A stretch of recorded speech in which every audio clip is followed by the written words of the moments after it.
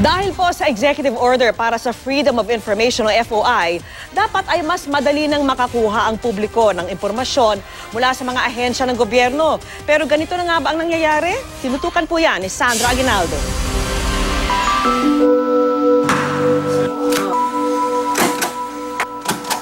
Kahit pa may siyam na exceptions o mga bagay na di saklaw ng Freedom of Information o FOI Executive Order ng Malacanang, mas malaya na raw ngayong nakakakuha ng impormasyon ng publiko mula sa mga ahensya ng gobyerno. Para subukan ito, 5 ahensyang may kinalaman sa mga serbisyong panlipunan ang pinadalhan ng FOI request ng GMA News. Sa ilalim ng EO, kailangang magbigay ng written request ang sinumang hihingi na impormasyon mula sa gobyerno. Ang opisyal na tatanggap ng liham, tatatakan ito ng kanyang pangalan, posisyon at petsa kung kailan ito natanggap. At sa loob ng 15 araw, dapat ipaalam ng ahensya kung aprobado o hindi ang request. Kung mabusisi ang hinihinging impormasyon, dapat sabihan ng ahensya ang nag-request na kailangan nila ng extension na di lalampas sa 20 araw maliban sa mga pambihirang kaso. Ilang ulit ding tinawagan ng GMA News ang mga ahensyang pinadalhan ng liham. Laging sagot ng PCSO at DILG, pinoproseso pa ang aming request.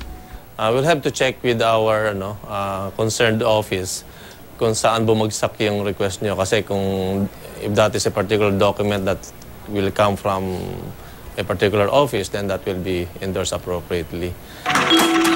Hanggang ngayon, hindi pa rin nagpapaunlak ng panayam ang DILG. Ang SSS naman, nagsabing dapat daw muna silang makapanayam sa kanilang opisina bago ibigay ang hinihingi naming impormasyon. Instead of giving you the data and without any explanation, mas gusto namin, especially if kami na from a media, kasi namin explain sa inyo ng bakit ito lang ang pwede namin ibigay. Ang NHA at DOH agad namang nakapagbigay ng impormasyon.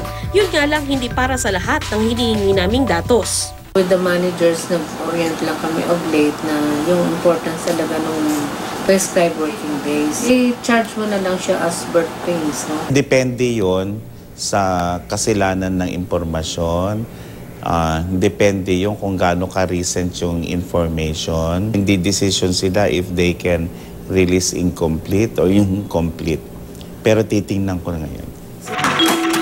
Ayon sa EO, dapat maglabas ng People's FOI Manual ang lahat ng ahensyang sakop nito. 4 na buwan matapos pirmahan ng utos. Sa kasalukuyan, 109 national government agencies at GOCCs o government-owned and controlled corporations na ang nakapagpasa ng FOI Manual ayon sa palasyo. Pero 6 na buwan na ang nakalipas. 34 na ahensya pa lamang ang may manual sa FOI website na ginawa alinsunod sa EO. You cannot expect government to actually be able to overnight change and fix a system that hasn't been there.